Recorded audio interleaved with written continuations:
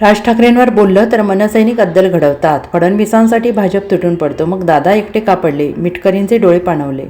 मला महाराष्ट्र नवनिर्माण सेनेचं खरंच कौतुक वाटतं. एका व्यक्तीनं राज ठाकरेंवर पोस्ट लिहिली, त्याला अद्दल घडवण्याचं काम मनसे कार्यकर्त्यांनी केलं. तसेच देवेंद्र फडणवीस यांच्यावर कोणी बोललं तर पूर्ण भाजप त्याच्यावर तुटून पडतं. परंतु अजित पवारांवर कोणी गल्लीबोळातलं हाके बोलतो आणि त्यावर बोलायला कोणी नाही. केवळ अजित पवारांकडे काम करून घ्यायला यायचं आणि त्यांच्यावर कोणी बोललं असेल तर गप्पा बसायचं हे योग्य नाही, अशी भावनिक प्रतिक्रिया राष्ट्रवादी काँग्रेस अजित पवार गटाचे आमदार अमोल मिटकरी यांनी दिली आहे.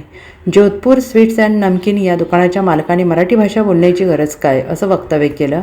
त्यावरून मनसेचे कार्यकर्ते त्याला जाब विचारायला गेले. तेव्हा देखील या दुकान मालकाचा मराठी न बोलण्याचा हेका कायम होता. त्यामुळे मनसेचे कार्यकर्ते संतापले. त्यांनी या दुकानदार मालकाच्या कानाखाली जाळ काढला. हा व्हिडिओ सोशल मीडियावर प्रचंड व्हायरल झाला आणि याच मुद्द्यावर बोट ठेवत अमोल मिटकरी यांनी पक्षातील खंत बोलून दाखवली.